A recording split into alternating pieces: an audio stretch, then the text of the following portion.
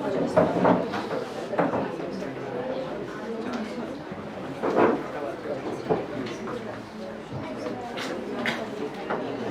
good morning to all. On behalf of KRVIA, I would like to extend a warm welcome to Sulakshana Mahajan and thank her for taking the time to be here today.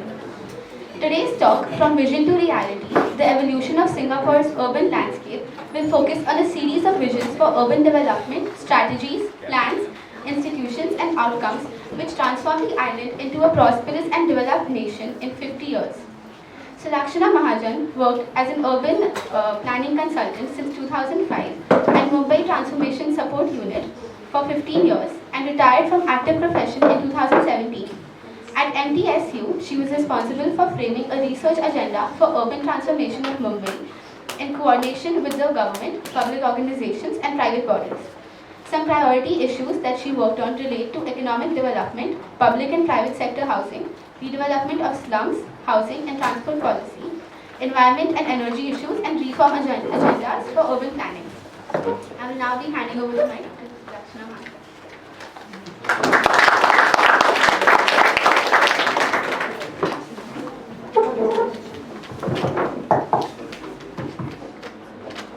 Hello, everybody.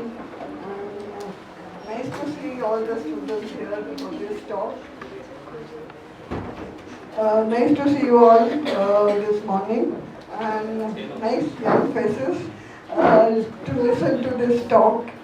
As you can see, the date of the photograph is the day I visited second time to Singapore to study all the systems of Singapore, and that was because that time Surbana, the company which was involved in planning of Singapore from day one, was also involved in developing concept plan for Mumbai Region, and MMRDA was supporting it, and I was monitoring the studies. And then I translated the executive summary and also the presentation to Marathi, and they asked me for consulting fee. So I said, I don't want any cash. I will go to Singapore myself, stay with one of my relatives, but please show me all the systems. And that's why I stayed 15 days there, went around by public transport. Some of these projects were shown by the Surbana people. Some of them were self-explanatory, museums and all that. So my talk is based on the study. Since then, I completed the book during the Corona time, and now it's published in Marathi, which I'm trying to get it in English. So.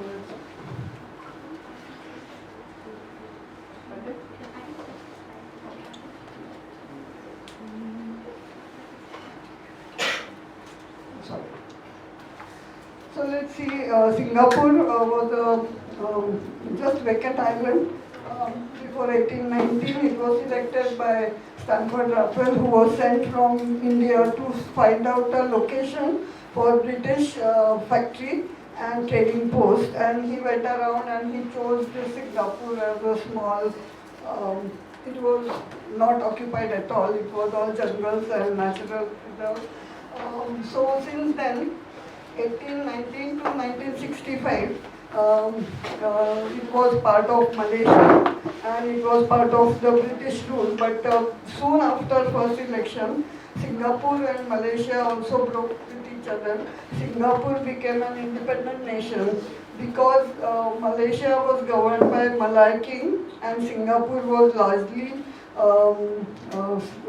what we call a secular port city, dominated by 80% of Chinese, and they didn't look eye to eye, so it got separated. And in 1860 population grew as a trade port from 80,000 from nil, from zero population to 80,000 within say 40 years. 1913 it was 3.2 lakhs. And then Second World War, Japanese occupied the Singapore island, and there was a lot of atrocities and lot of areas were occupied by Japanese, and people were moved into the hills and forests. And after 2 years, again Britishers captured back. And then later on, in 60s, it became free. with Malaysia, and then it broke with Malaysia in 67. So the vision, Singapore vision was much different than Malaysian vision. So they said not to carry historical baggage because we don't have much of a baggage to carry from history. But we should respect and learn from respect it, whatever is the small history, 100 years or so. And then envision future that is prosperous, inclusive and sustainable. This is right from the start. These three words, they were carried further and further. And they were realized, that is more important. Everyone can talk, but to realize these dreams and visions is different. This is a simple graph. You can see area, actually area was 650. It increased to 720 because they reclaimed land from the sea around the island and to created many, especially this Jurong Island, they created specifically for moving port from Singapore River here. The original port was here and they moved it to here.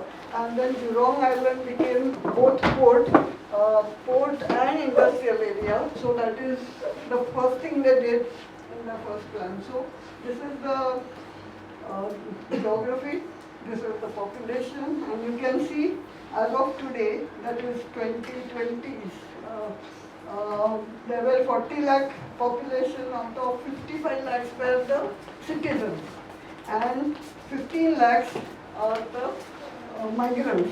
There was a system of getting either construction workers and high-end workers in IT universities and biotechnology, etc. And that's why they give permission. Now they want to cap to 20% in future and 80%. So whoever has migrated, they try to ask them to become citizens. And that is one thing, how the citizens will grow and migrant population will come down. That is one of the steps. Now what is the ecology of Singapore? Is basically island, all around sea is there. Then there are about 30% is completely reserved for hills, water, valleys, and that is naturally preserved. And also you can see green spaces. This island is completely for green area. It's not been occupied. However, that has been converted into a dumping ground, but they are converting it into a greener area. That is another project. But it is still very, very green and environmentally friendly. Solid waste management is managed from there. So the hills, valleys, rivers, mudflats, forests, mangroves, huge annual rainfall, but as you see, there is no land where they can have dams and water reservoirs or anything. So basically, the hills, the land, and then the mudflats are there, some forests are there, but the habitable land is very limited. And that's another problem. So basic problem, natural problem for Singapore is that the most given best thing for Singapore is only the geological location on the earth. They don't have land, they don't have water, they don't have minerals, they don't have people. Whoever was there were very poor. 50% population was migrants, poor from China, India, Tamil Nadu and Malaya. So when they were independent, it was worse than India. And they were looking to India for many inputs, how to develop. You can see this is the port in early time. It was the river, Singapore River. All along there were these settlements as well as godowns and crowded. And this bridge was there, and this is the sea. And this is the first plan prepared in early 1920s, Jackson plan. It was for only the port area, the traders, godowns and movement of ships, and of course it was a entry port and free port. Basically they started as a free port, no taxation, and lot of exchange used to take place from east to west. So British ports developed to get lot of wood from Malaysia, transported glass from other islands, they transported the textiles from China and India, and so it was an entry port and exchange port, and they did very well. It thrived. The economy thrived. So how did they start? That is the vision and that is the action plan. So first of all, they said envisioning and planning was the first thing. As you know, Lian Li Kuan Yew was a Chinese person who was actually a leftist. He was a labor advocate. He was a barrister, educated in Britain, like Mahatma Gandhi and other people from here. And he used to fight for labor rights and labor movement when it was a port. And then he was very popular, but he was basically elite. He didn't know the language of the majority of labor force, but he was very powerful, and he could manage to get the population popular support. So now, but he said when he became independent, he said, I don't know what to do, how to develop economy, how to develop housing, how to address social issues of inequality, illiteracy, squalor, slums, all those problems which are what we face today everywhere, almost in all third countries. So he said export-led industrialization. The first thing he did was he approached one of the British economists in India, and he asked them, please give us a sort of a roadmap. Whatever that person who, I don't know who was that, whoever gave that report, he completely rejected. He said, you don't understand our geography, our limitation, you don't understand much of the thing. And then he approached World Bank and asked the World Bank, please provide us a team which can guide me how to develop. Because he himself is just advocate and barrister. He doesn't know the technicalities of planning, devising policies and all that. So a team from Europe was sent by World Bank.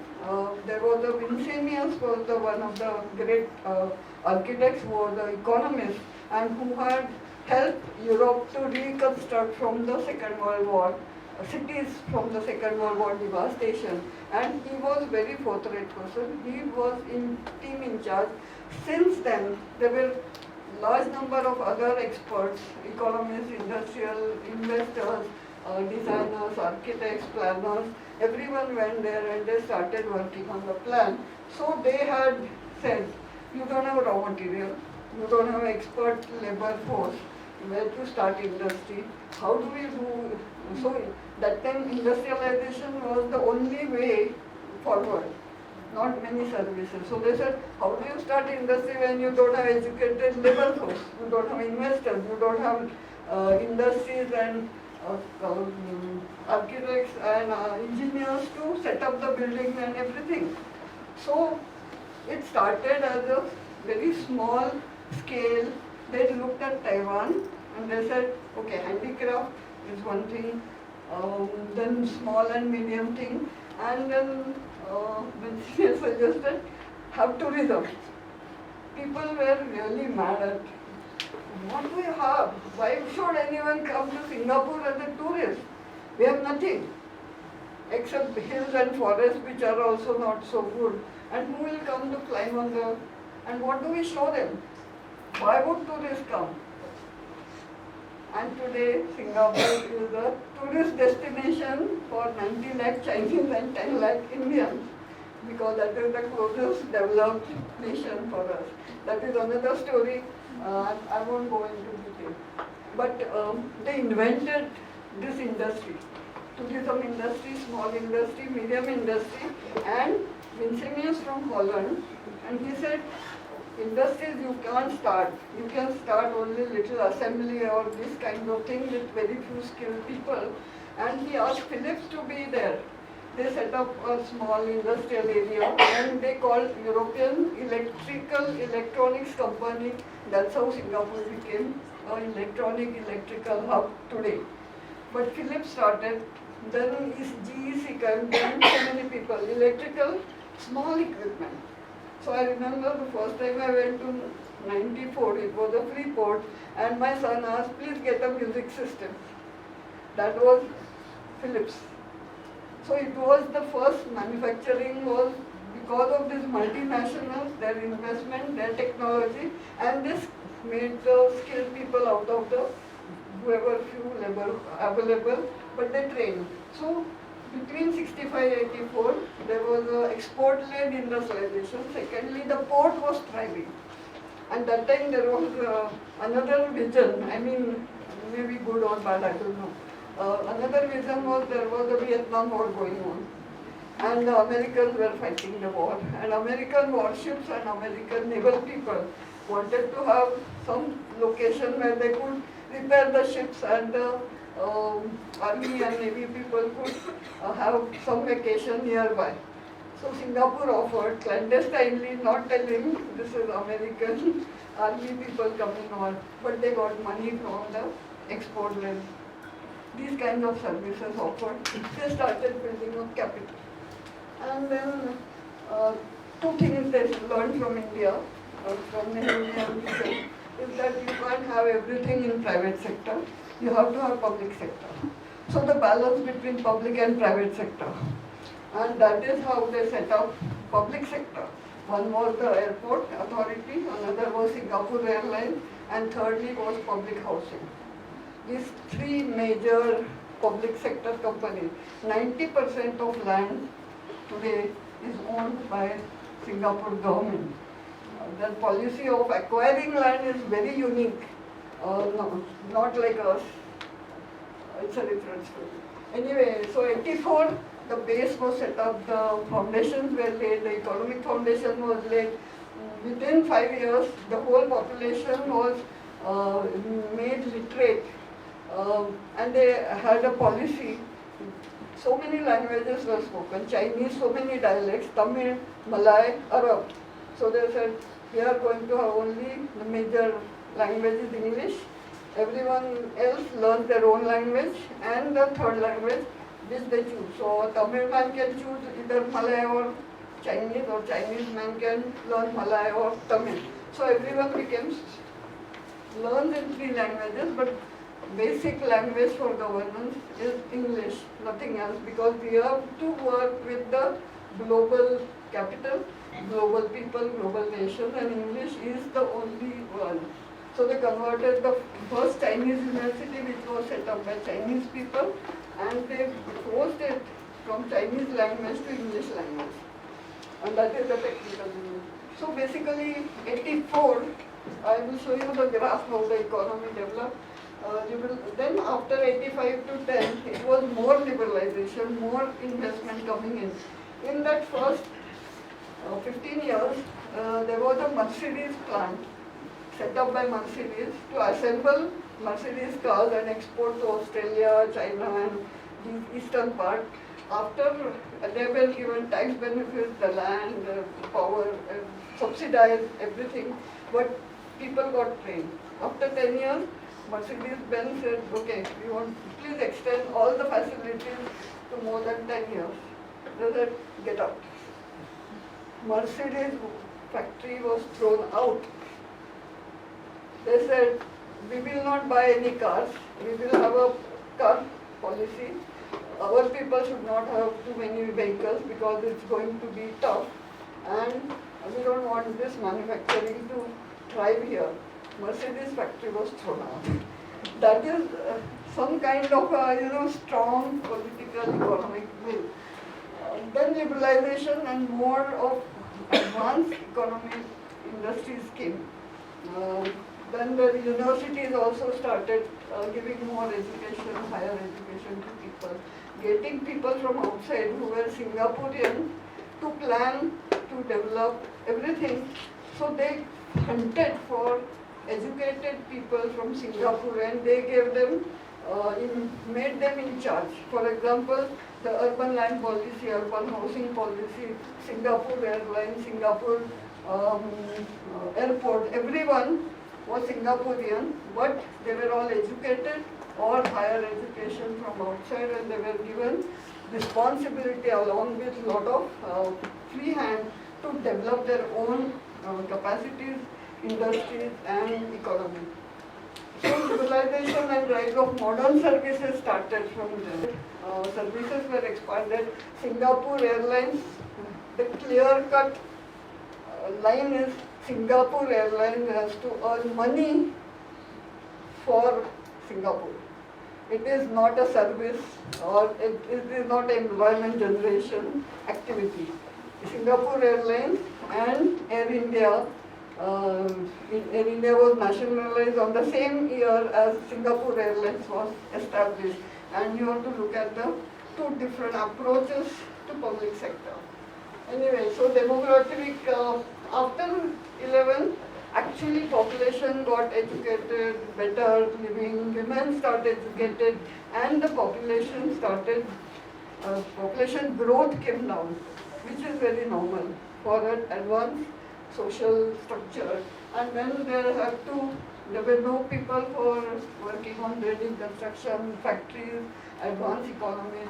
So they started having this migrant people into the system. Then now this is complete on 25. Next vision is regional integrity. They said we can't survive.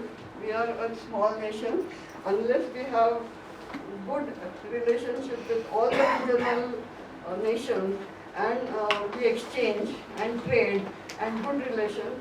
So now that is the vision. So what they are doing now, urban planners, urban designers, industrialists, services, biotechnology, their universities have become a major center for asking regional students to come and learn.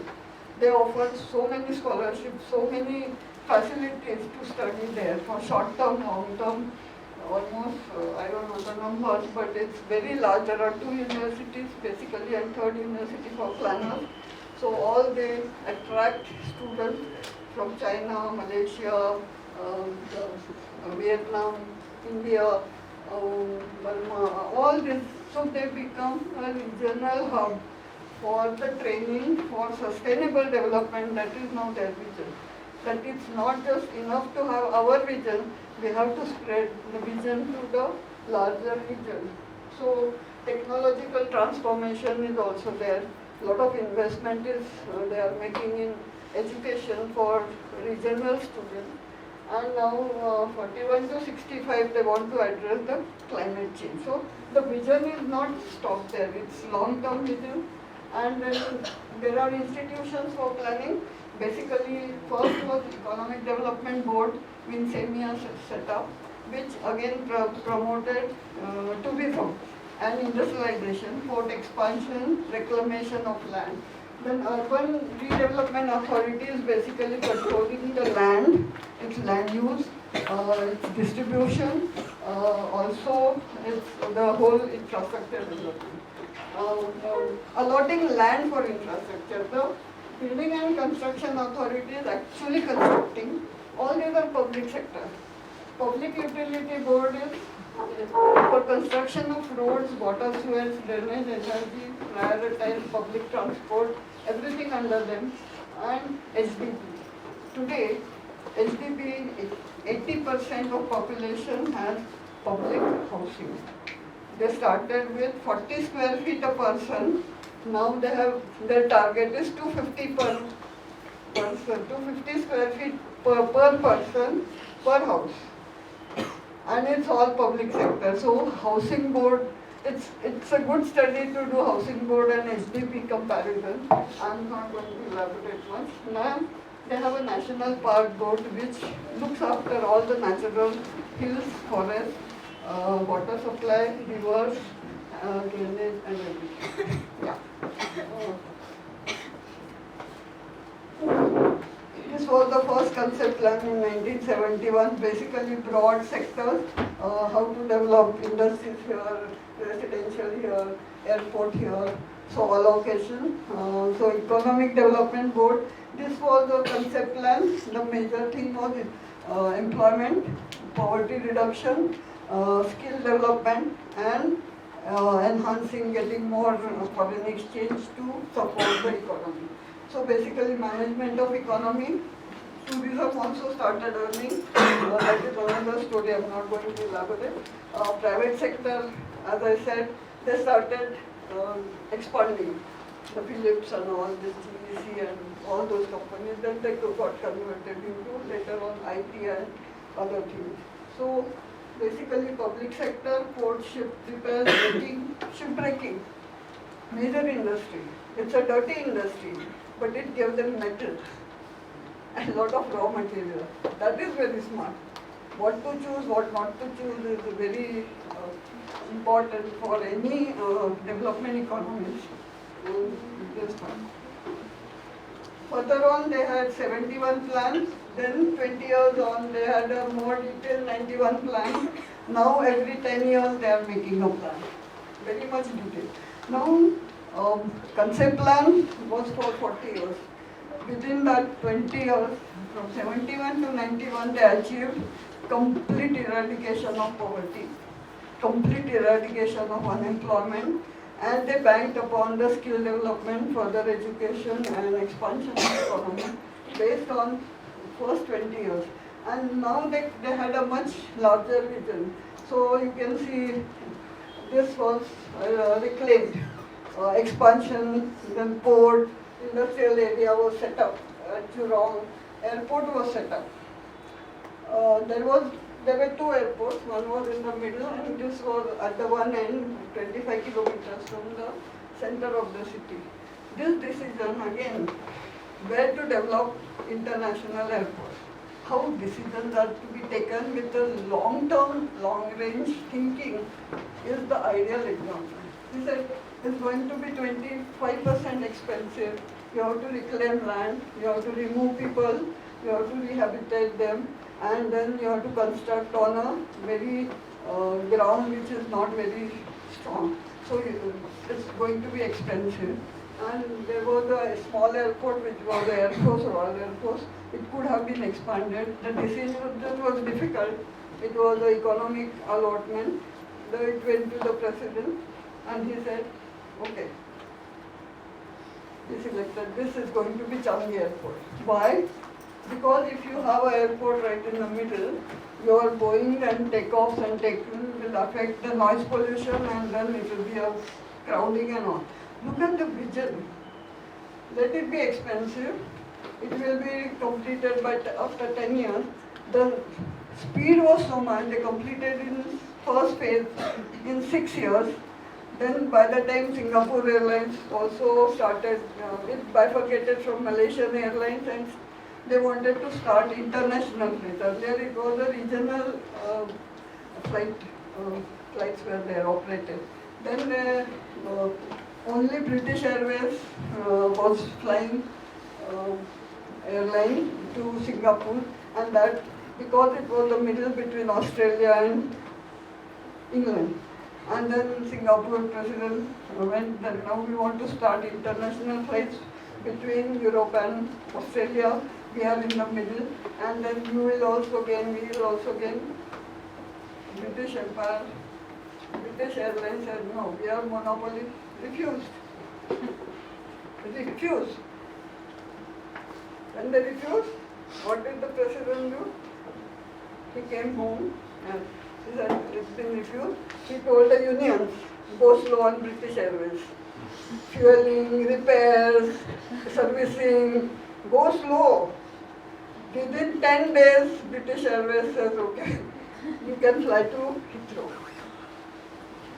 And today, Singapore Airlines is one of the best airlines. Changi Airport is one of the best airports, design-wise, operation-wise. You have to have a lot of strength to take up not only corporate but also to work with the unions, not only for their benefit but also for the national benefit, to tell them to go slow. Will our president tell unions they will not have a relation like that? That is very important. What I found, the stories behind the planning and implementation are far more important than thinking about the physical plan or economic plan. Okay, so development and urban planning, this is their model. Basically, everything has to be dynamic, no rigid plan, no physical rigid plan. no 20 years master plan. Every 5 years it is reviewed.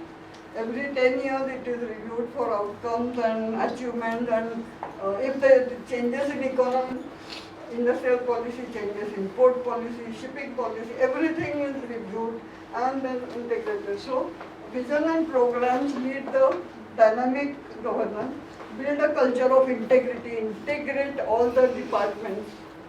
MMRD is not working with BMC and BMC not working with local government. That is not the case. Cultivate sound institutions. Institutions are very strong financially, operationally, management-wise, and they can talk with each other, not that dominate each other. It's a lateral, natural system. Involve the community as stakeholders. If there are differences, they can always go to higher level. Involve community and stakeholders, which is, we are talking now, they are talking from earlier times. People were reluctant to get educated. Then the social workers, the government, they coaxed them, tell women, they gave them sewing machines, skill, and they started earning. So you have to get people on board gradually. They don't come up just like that. And then work with markets. Not only public sector, work with markets. So their understanding of market, understanding of public sector is totally different than usually what we see in the world, in the USA or England or in India. Either we have market, no market, only public sector, and then they say no. Very strong public sector, very strong market. Market is dynamic, so public sector has to be dynamic, governance has to be dynamic.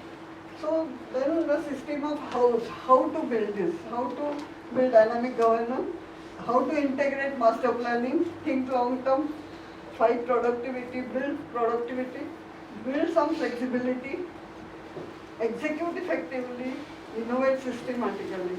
These are their mantras. So, and now this is the higher outcome is that we have to sustain environment, we have to sustain economy, we have to have a high quality of life, which they have achieved. This is the image where livable, sustainable is on various aspects. It is at various levels in competing with the topmost developed countries. I will not go into detail.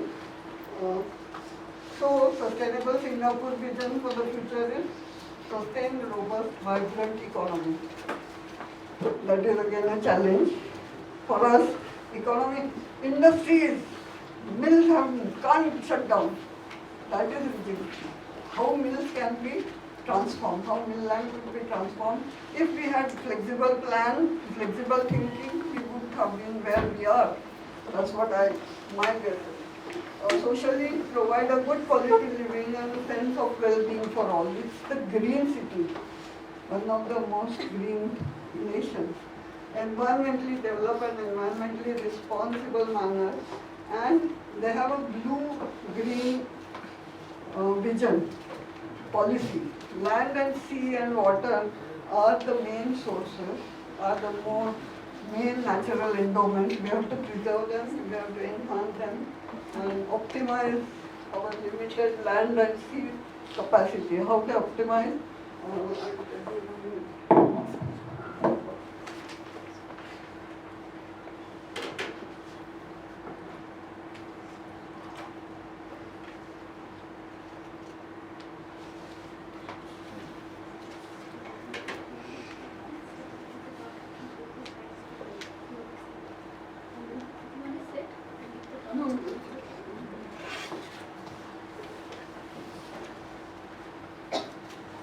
This is how the economy increased. Look at this, 1960 per capita, $428. GDP was 70 million. And look at the last figure, 2020. I think this is, the figures speak much more and the graph speaks much louder than what I can explain. I will leave the presentation with you so you can go in detail more. I won't spend time on that. These are some of the images. The second largest port in the world with no land available. That is something. The most logically managed and very fast turnover, and that is the major earning source for even today. After China, China took over. First it was there for the topmost port for 10 years, then China took over and they were advisors to China. It's not that China developed by themselves. China had this Singapore model replicated, enhanced, transformed for their capacity. When I went to Singapore, so one company was planning at least 10 cities in China because they had messed up with American planners. American planners never understood sustainable city, Asian climate, Asian ethos, culture, so many things. So ultimately they went to Singapore for this. This is port, this is industrial area connected with whatever material to port near this. These are the brand new areas for biotechnology, science development, and all the multinationals and everyone are there. And these are also small scale university departments in this. Now this is the airport. Now it was the first image of Changi. Now it is expanded beyond that. And it is one of the greenest airport inside. I think it's one of the most attractive places. People take a break to just see Changi airport for there are butterflies and so many things. I mean, it's unbelievable, and they earn money out of it. Not that it's free. Nothing is free. They are pure capitalists. Nothing is free. These are some of the images. This is Sentosa Island. The aquarium is one of the best aquariums. Then they invented this Mermelion. It's the image created that was invented by an Australian designer. They said Singapore is Singapore, and they created this, and now that has become the logo and symbol and recognition for Singapore. First they started selling replicas of this. They started importing Taj Mahal, small Taj Mahal, and selling. Now they have a thriving industry in souvenirs and all that images. So this is another, I didn't like it. Anyway, but people love this. I mean, tastes are so different. It's too good. I don't know, it's too pretentious. Then this is Sentosa Island. This is another symbol that's become the building. It's basically international hotel. There is a golf course above. I heard offices are there, multinationals and hotels and then we went up. On the top, $35 we have to pay just to go there, and $50 to get 2 coffees. So it's not common. From far off you can enjoy, but if you have money, go spend. And of course the hotel is very expensive. There is swimming pool above. It's one of just designed by some American architects. And this is, I think, copied many places. But they didn't let the small people, small industries and small vendors, they are thriving. I visited one of these eating places. All these vendors, these are the old images.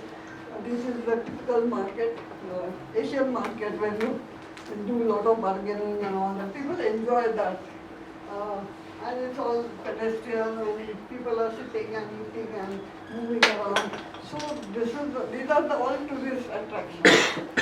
Small tourist, big tourist attraction is convention center. Every year, totally every year they have 500 conventions. A lot of high-end people come and they bring their family. They spend average $400, $500 per person, and that is the economy for Singapore. And these attractions are created in Sentosa Island, everywhere. This is the eating place. There are 150 like this. And these are the stalls, Indian, Chinese, Malay, whatever food. And you just go and have any different time, come and sit, enjoy, it's very cheap.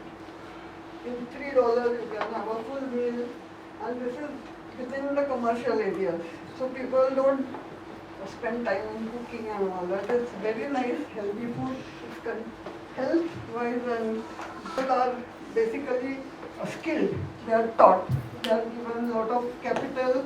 All the equipment are they control for hygiene. And it's very cheap. The land and the whole infrastructure is free for them. And for everyone eating out, it's really good. And you don't like to go to 5-star hotel in Singapore. At least I never liked it. This is much better food and very tasty food and from different cultures. And housing. This is like typical earlier region housing. And this is they copied from India, Charles. But they constructed it 8-10 stories. Only different they made 250 square feet, added a toilet. So 300 square feet, Charles. Common toilet, common corridor, only toilets they changed. They came to Bombay, copied, improvised and constructed very cheaply. Within 5 years, everyone was housed in better house. And they said that socially, if there are 3 sons or 3 daughters and parents, they will get 4 houses next to each other. So, and the best thing is the technology. In 1965, when I remember some of our labor leaders were fighting against computer, HDB had purchased computer. And they had land record, they had everything, ownership records, housing records, number of people, census, everything. The first thing they did in 1972, they enacted a law. When they enacted the law, they had each parcel of land, the owner, the price of transaction before that, and the market rate, and who owns and how much is the land. Everything was mapped on computer without GIS. And they declared in 72, today's market price is the base market price. We will not acquire land in one go. Wherever we plan a certain area and we come up with say 10 hectares we need, we will take that land, we will inform them. Those people will be shifted to better housing. They will be paid based on the date of acquisition. On base price of 72, they will inflation rate, they will calculate, plus they will give compensation and they will give additional support if there is commercial shop or they have piggery or they have industry or small industry, they will support that. So basically, gradually they got the land. Still there is some land on the outskirts which is not impacted as of now. And still some fisheries, agriculture is happening there. Few people are still cultivating vegetables and these. But basically they said we have to be non-agriculture economy. We can't afford to be agriculture economy at all. So whatever is necessary for citizens, for industry, for services, we will do that and we will convert everything to the non-agriculture urban economy. So these are now the latest, these are the old housing charts.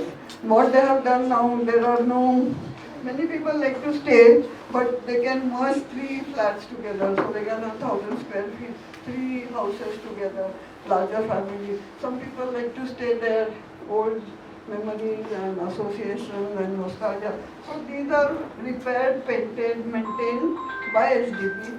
Every second year, every building is washed and painted. I don't know how to say it. They're crazy people as far as housing is concerned. Now, public transport, as I said, Mercedes were thrown out. The first country to have congestion charges if you get a car in the middle. Then the president looking after how to control cars, and he came up with papers, research papers of mathematicians that this private car problem is going to add to the congestion, and this. He said first thing, add congestion charge. Then add expensive. Owning a car is extremely expensive. Still people have cars because they are rich, no, and they want to have car. Only for weekend you can get a license. and so many systems, econ, uh, road pricing system, electronic road price. When one of the Surbana guys took me around in his car, he said, now look at, there is a small unit. When he drives every kilometer, money is deducted from his account. So the moment you bring your car on such a road, ERP road, money is gone. And petrol is expensive, parking is extremely expensive, getting a license. Every year you have to spend $2,500 to renew your license. The tax for importing a car is minimum 6 times, if it's a luxury car 10 times. So if you get a 600,000 car in Singapore, the cost paid by the owner is 6 times, 36 or 40 lakh he has to pay, and that whole money goes to public transport. So licensing, road pricing, everything, that money goes to public transport, and metro systems are very cheap, very crowded all the time, very buses, there are 4 companies, buses fly. And this was a railway track from south port to north of till Malaysia, to go enter into Malaysia. This became defunct. The whole 25 kilometer long track has been converted into public park. There was a lot of debate when I went there in 2014, and ultimately now section by section they are converting, and it's cycle tracks are removed, rail tracks are removed, the stations are converted into hotels, museums, and people can cycle or walk. And it has become another tourist attraction. So let's talk about more. I think another best thing, they didn't have water. They have every 15 years there is rain, there are floods, there are no land to build dams and create reservoirs. What is that? This is a pond, this is a river, and this is seaside. This is a pond, and this is the control room. What happens when there is rain, every 15 years huge rain, the whole water is collected through deep underground tunnels, and it's brought to this. Again, all sewage water at different places is grey water is converted to a certain purity. It is brought to such stations, and then whole thing converts it into pure water, which is pumped into this river. Suppose there is a huge rainfall and floods come, what it does, it overflows above this. It flows above this, so excess water is gone to the sea. When a certain level is achieved and maintained, and then there is water, then this pumping stops or overflow stops. So they have maintained. They used to get water from Malaysia because Britishers had connected it with the pipeline, and sometime in 80s they had dispute over the tariff of water, and then the president said we have to be independent as far as water is concerned. So there were 17 such rivers. I think 13 or 14 are dammed like this near in the sea, at the mouth of the sea, and they have reclaimed land and created greenery around it, and they are surplus water. Now they are exporting to Malaysia at a high price. Again, earn money. I don't know, crazy people. I know how they manage this whole thing, but and there is a nice museum, water museum. I visited that. They have the commentaries in Japanese, English, and Malay language, and Chinese also. So choose your language, go there, and 2 hours tour, and how the whole water supply has been managed by Singapore. That is fantastic. And what happened? Every water, grey water is converted and put into this. People were not knowing, they were converting and throwing it to the sea because the World Health Organization said we are not sure. It has to be, the potable water has to be of certain quality. And after few years of research and this, WHO said, okay, now the water can be put into the river and converted into, go into the, and then it has to be told to the public. So on their Independence Day on the stadium, the president said, everyone was there, they celebrated, and they said everyone was given a bottle, small bottle to drink. And this is the new water. It is converted from sewage to the water, and I am inaugurating by drinking it. So he drank that new water. It's a brand of Singapore. And once we were there in Pune, there was a conference, and one of the person who of Indian origin, Tamil man, he did the last presentation on this. And for 2 days we were drinking water. We didn't know what we were drinking. At the last he told, this is the water. He said the first time he took it, put it in his fridge. 2 days his wife and everyone drank. Then he told, wife said, shall I divorce you? These stories are very funny. I mean, I heard it from the first time. We were drinking it in Pune. They brought the water. It's fantastic. And we always talk about recycling and all that, but it's expensive. Water is not free. Water is not free. Right now it's 150 liters per person per day. They want to bring it down to 140 liters in short time. And they have a water week where all the technologists in the world, they come and discuss, and they give a lot of prizes to the best technology. One of the weeks was there when I was there. It was a big exhibition in convention hall, and a Norwegian firm got. So in salination, desalination, grey water conversion, tapping the rainwater, so all these sources are combined together, integrated, and water supply has been ascertained. And 2 years back there was huge downpour because of climate change. And their main highway, there were 4 inches water, and there were, the drains were running at 90% level. And now they said we have to enhance this because the climate change is going to affect in future much more. Water is not free, it has to be paid for. It is essential, and you have to conserve. So all the methods of conservation of water.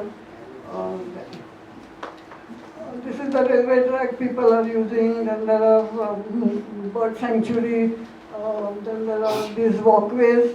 You can walk on top of the hills. This is a beautiful walk, 9 kilometers. Many people go to downtown cycling or walking on this. And it's really beautiful. In between you can get down, you can see landscape. And then there are mangrove parks wherever they're near the different outlets. And this Kranji Park I visited. It's beautiful. It's a training center for children, school children visit. It's beautifully preserved. It's on the wooden pillars. You have to walk on this, and you can see how it's so hot inside. These are not very comfortable to walk, but it's very important as education and for environment and for breeding of fish and all.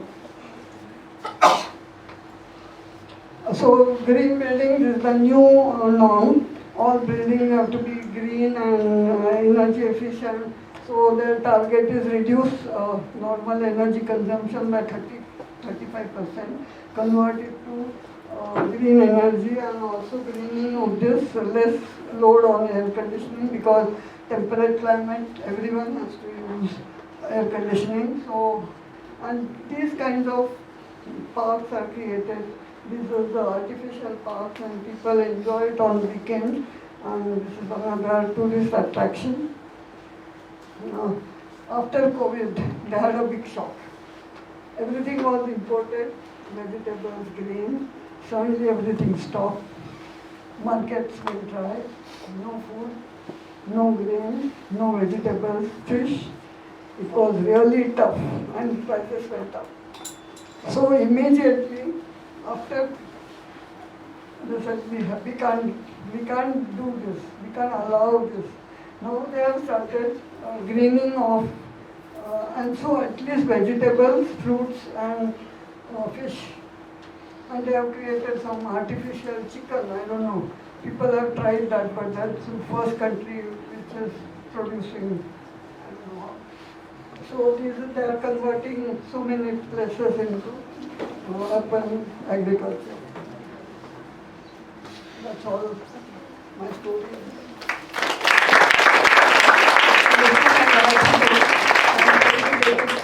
Translated. I hope soon it will be available. But I want to share my experiences, my research, and my thoughts on this. You can ask questions. Thank you so much for the talk. Jayashree, that's all our discussions for today. So.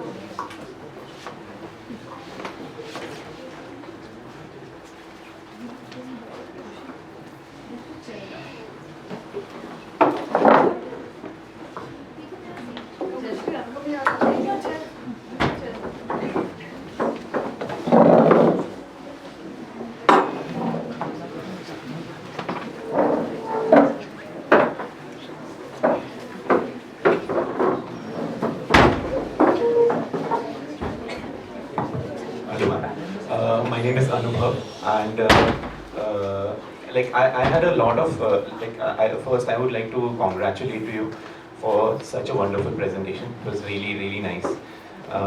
You told you opened this very interesting avenue for planning discourse, which are based around these stories, right? So it was very interesting to hear that. And also when I was hearing you speak, you always spoke about how the positive motivations from the top-down level can help in these kinds of planning exercises. But also, I was wondering, for example, if we always speak of Singapore as this kind of not utopian, but a very ideal model to be adopted, and always for example, I think about this as is this model even transferable in a place, for example, like India, or this is just a thought provocation, and also for example, these stories of a very motivated political leader thinking towards the goodwill of the public. And for example, a place, let us consider a place like Mumbai even. So there are so many relationships with the natural systems, with several diverse communities which have different kinds of voices, and which are not even considered and always kind of overlooked. I'm not criticizing them, but this happens a lot in planning discourses.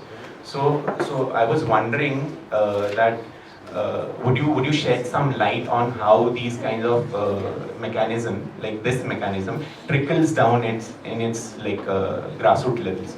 And also I had another question that if has the history, the absence of history, because it is an island which is occupied as a greenfield project, has it helped in the planning? Answer the last question. The island is, you can say, it is blessed today. It was punished at one point, and without any resources, not even water, not even land. So, natural elements, natural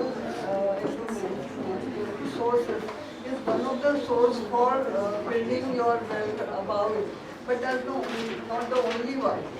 I think economic thinking, economic choices you make, planning choices to make, planning choices for particular time and particular phase of technological development. That is important. So, as I said, when computers were coming, our vision in India, some people, like our politicians, for example, Indira Gandhi or Rajiv Gandhi had this vision of getting latest technology. What was the vision below? The unions, Reserve Bank got the first computer, and unions from the banking sector were up in arms in Mumbai carrying out mortars. And the computer could not be installed in the Reserve Bank. Then it was moved to BARC because it's a secured area. And that I have witnessed myself. This is how to, now what happened here, even there people were illiterate, not forward looking, not looking at the future, not looking, understanding the technology. In that case, he said, what people don't understand, I enforce. I try to convince them, but if they don't, then I enforce. So I have a power, I am elected person, and eventually everyone falls in the line, like in India. I remember there was a huge debate around getting color TV. Huge backlash in Bombay, why we need this? It's a luxury good. And then suddenly everyone has big TVs and all this. Why have we this? No. I remember when I was in college, Fernandez was up against arms, getting mechanical road cleaners or sewage cleaners and all that. All the unions were against him, taking on morcha. Now, how do you, because the vision of these people was backward looking, not forward looking, or not understanding technology, what it can do for the people, people's health and all that. So, now we are in a better position. I mean, in 65, hardly 25% people. But in urban areas also this was happening, especially in Mumbai. And I was in college and my father was forward looking. He was Nehru resident. He was an engineer himself, a businessman. And we used to talk this policies are mixed. And then later on, Lee Kuan Yew has written about Nehru.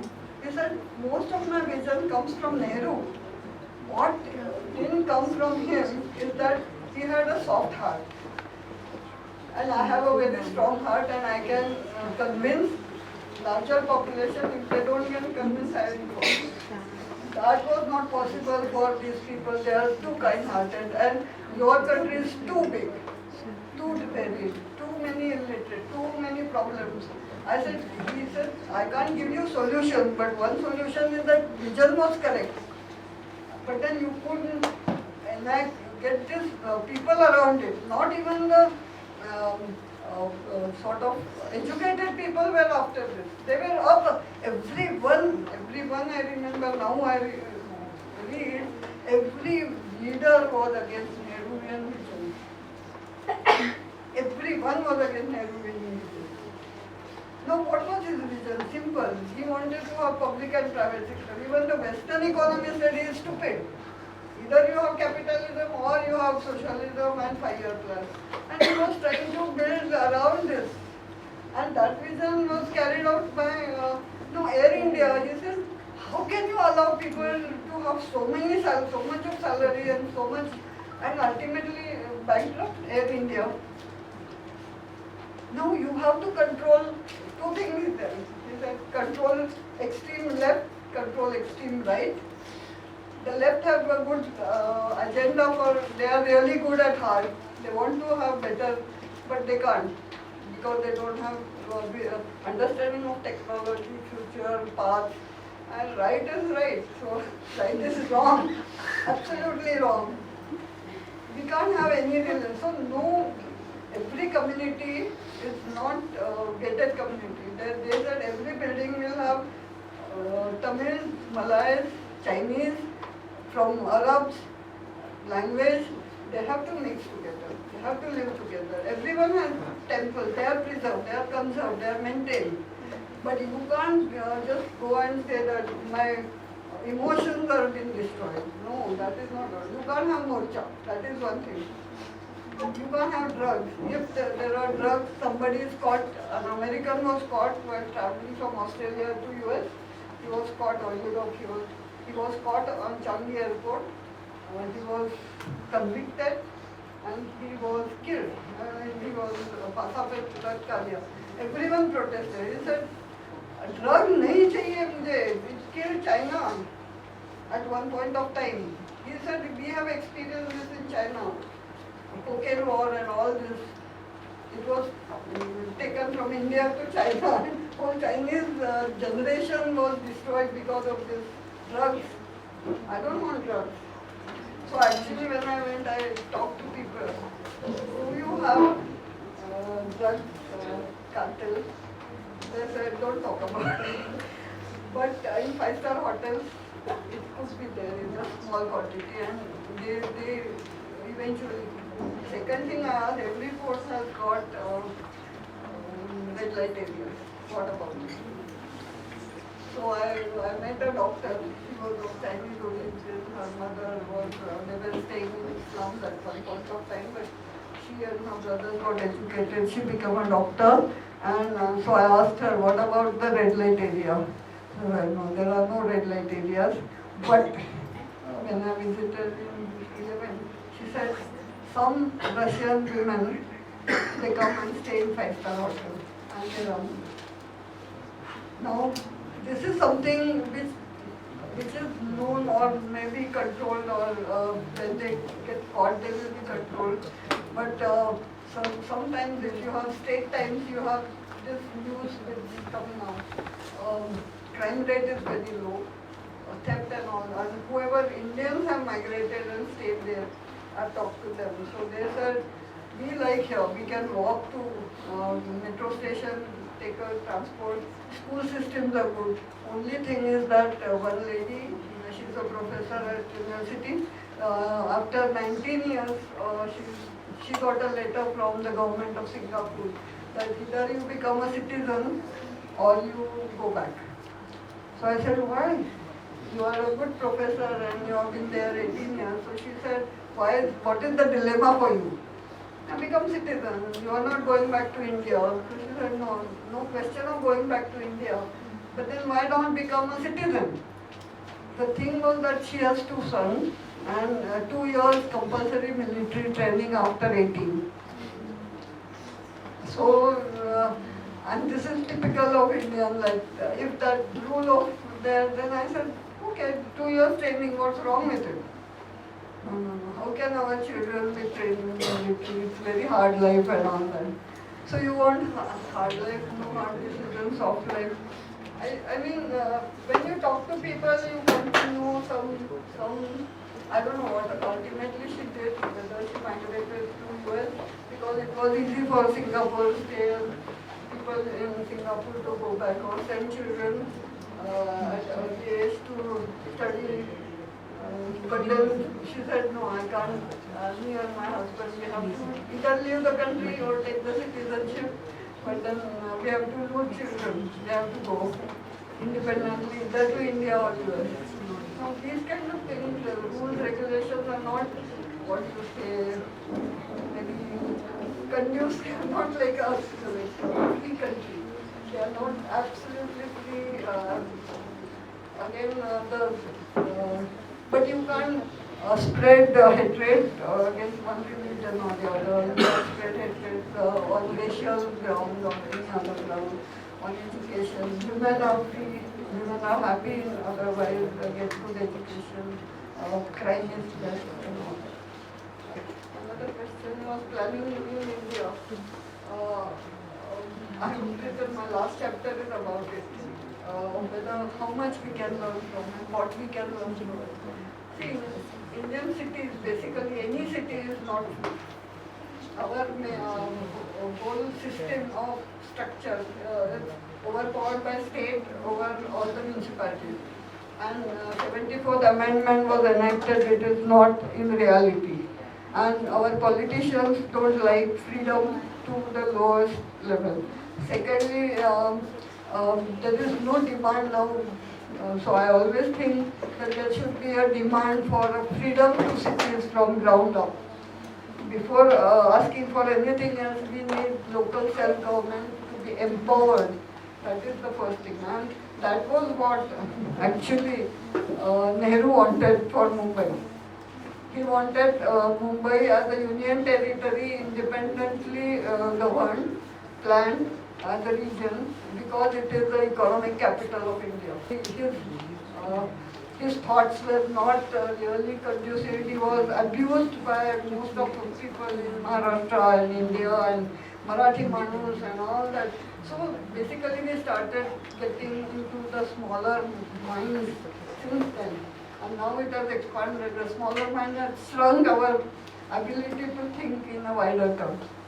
And now when you read these people, only 3-4 people were for the independent city governments was Mr. Nehru, Dr. Ambedkar, S.K. Patil, S.G. The first minister, chief minister of Bombay province when he was elected in 35, but he didn't continue after 50. What's his name, you remember? Okay, I forgot his name, but he was a lawyer himself, very well educated, a barrister, and he was forward looking. Actually, PG Kher was the person, but after 50s, all these kinds of people were completely overpowered by the narrowness of either caste, creed, language, statehood. And we are back now to a very sad situation. Anyways. So basically planning has to be independent, customized, custom-made. Economic plan has to be the first one, followed by the physical plan, and then you must have the agenda of addressing the issues of poverty, illiteracy, education and housing. And there was a debate on inclusive cities because inclusivity is one of the criteria for a sustainable city. And BMC organized it, and it was organized by state. I was addressing it. I said, the first thing you have to integrate and make cities inclusive is for migrants. You hate migrants of any kind. Only you like Ambani is coming from Gujarat and building 24 stories, but you don't like migrants who are building your buildings and coming from Odisha and poor people living in. Right from the day one in 1960, you are against any migrant. How can you build cities? Cities are always built by migrants. And Singapore, they realized this. Everyone is migrant, no one was staying in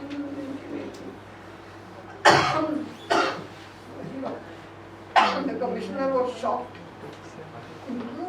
Said, build hostels, build apartments, whatever you want to do, think about including migrants into your city. How do you include it? We will debate. He said, how can we do that? Politically. But at least thought-wise, students are migrating, engineers are migrating, laborers are migrating. Just now I came by taxi, I talked from where he is. 10 years he is migrated from Lucknow. He said, I won't go back, my son is here, this is, whatever it is a place for me and my next generation. It's for the future. And you are eliminating them. And you are supporting nonsensical people here and there. 17 rupees rent, or they are paying from 1940s till today. And now you are offering 500 square feet free housing. What is this nonsense going on? Aren't we responsible as students, as planners, as architects? They have to be up in arms over this. Anyway, so this is my outlook. Singapore does set a good example for its forward thinking and multidisciplinary approach.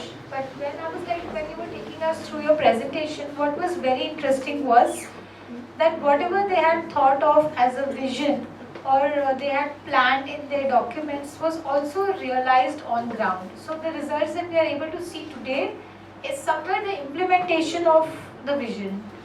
So these are two very critical things. One, which is having a vision and plan making, and one is plan implementation, which has a huge gap, at least when it comes to India.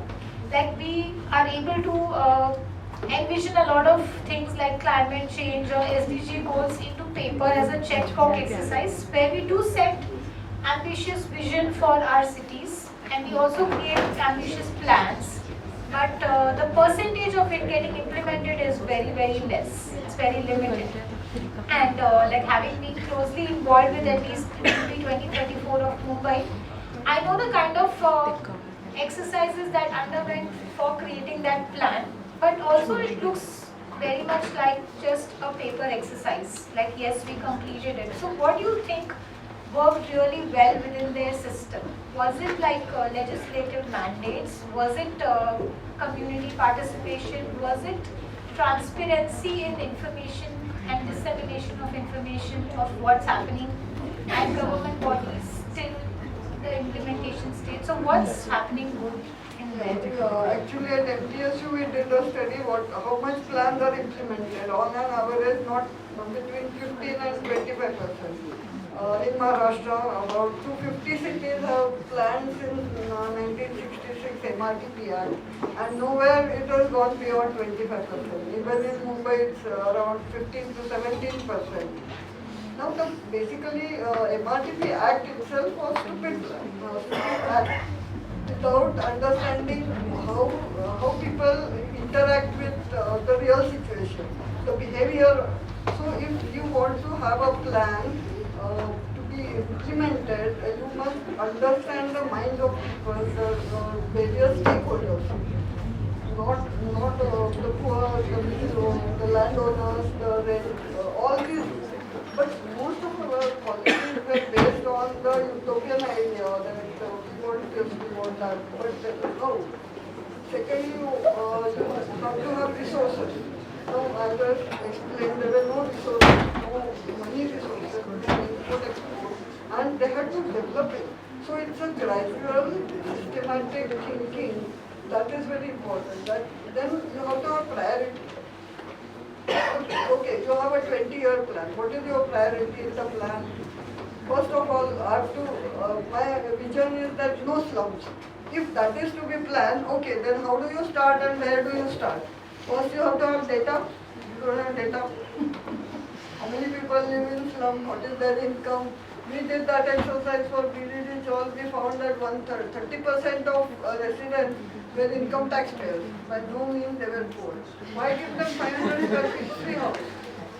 You can't argue on this rational line. So you have to have data, you have to have analysis, you have to have vision is the starting point.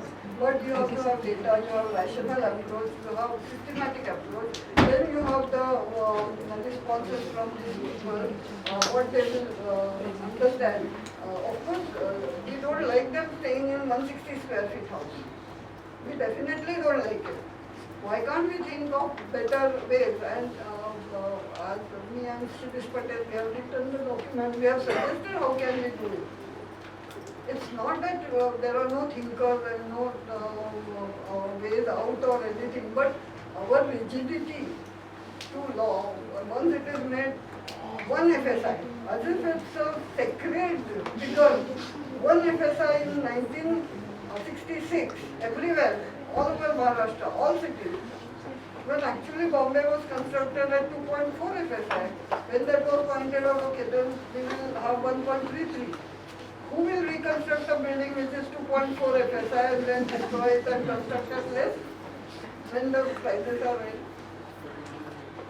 So that is one thing. Secondly, you have to understand how legal system works, how politics works. Basically, politics and economy, those two things are must. Understanding is must for a planner. For an architect, you know, whoever is constructing it says, I have 30 crores, make a building for my factory or my housing, or for that you can manage within that. You have alternative, you can make alternative plans, select material. But for planning, where is the politics in that? Nothing. You have to follow rules, but the rules are so stupid. How can you construct at 5 and 7 without having impact on health and environment. Right now, that is what is happening. And when we talk about theory of greening and climate change, and we are constructing 75-story building which will add to the heat island, what is this now? We as a community also has failed. I mean, all architectural community has failed. All the planners are hardly there. Designers are landscape architects are dependent. When definitely a better plan was proposed for Mumbai, how it was killed? Who killed it? Our own friends killed it. The media killed it. I hope you know something about this politics. Those of us who at least said that, okay, let's have it 80% through this. Whatever we don't agree, let's leave it, but have this. So we wrote some article, and the commissioner wanted to make a small booklet saying that these are the supporters for support. He was transferred. And then when I talked to him, I didn't understand politics. The planners didn't understand politics. We should have understood politics much before we supported, created the plan. And all of our so-called committees were prepared, and we had a lot of meetings with communities and all that became nothing. And the corporators never understood. First they supported. It went to the state government. Usko Arabian Sea made all locals. That's all. And now we have that stupid second RDBP, whatever it is, prepared by bureaucrats at the developer office. yeah. And builders are happy, architects, some architects are happy, people like us, we are suffering along with the poor people. So basically, I don't think without understanding politics around land, politics of the land, independence for the municipality who can implement. Now, what we ask this question later, how do you use the DP? Why do you have, now you have a DP, how do you use it? We asked these engineers from DMC, they said, we look at the zoning. If it is our zone and the building is residential, we say yes. And then we look at these other parameters which are all mentioned. So that is the only use for DP. No financial allocation is there, no planning is there, no economic planning is there, no flexibility is there. Now it has become 20 years plan, no changes.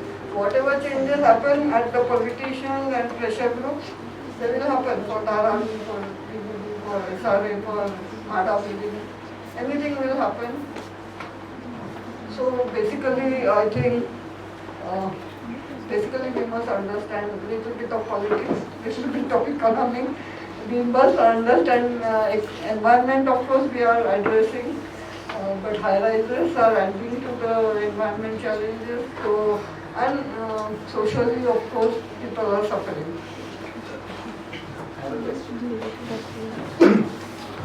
So what is interesting is about Singapore, like you mentioned, is not only that when the government wants to do something, it gets people to agree, but it also gets the elites to agree.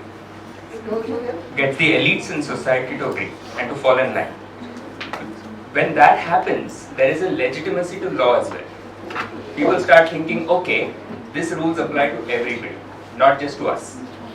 And so, therefore, there is, which is why it is easier then to get unions and other groups to agree with proposals that the government makes, because the government is seen as fair-minded, not as only.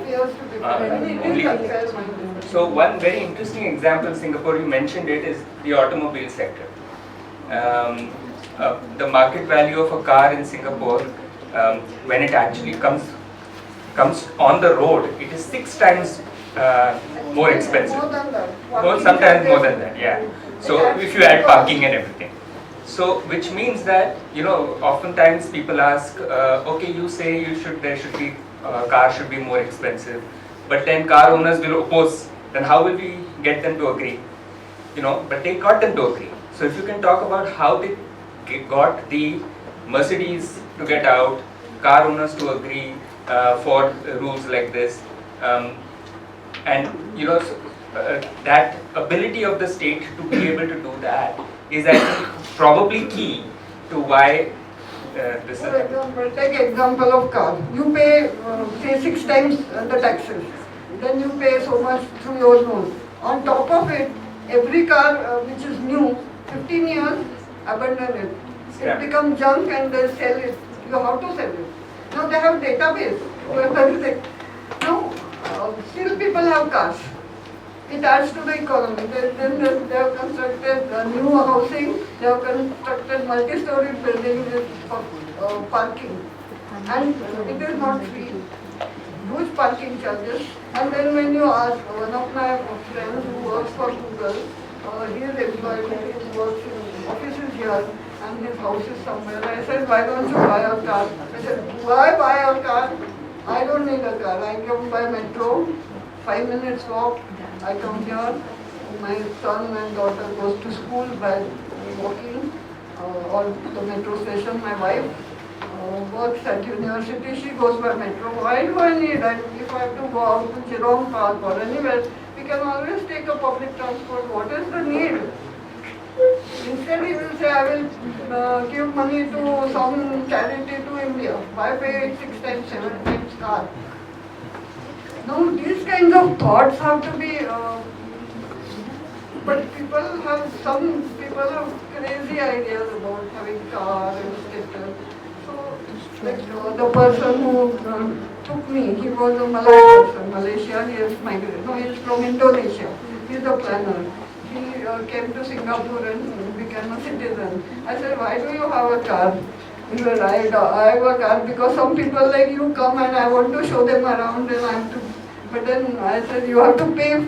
I said that I can manage. I have put a salary, so don't worry about it. But then I can take you to 3-4 places in a day and I can show you few things also.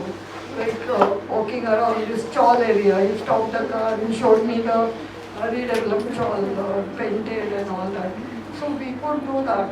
So he said, few people like me, some are crazy about it, some are even private sector housing, many people, they prefer large houses, pay through their noses. Because and one thing they said that the difference, the rich and the poor, or the whatever, the lowest, there is a huge difference. And they say we are not an equal society. We agree we are not equal society. We don't want to be equal. We want to be a happy society, and that depends on the public utilities and public sector and public powers. It doesn't depend on the income. People should have freedom to decide what they want to buy and what they don't want to buy. If they want to stay in a small house or a big house, or if they can afford, they can.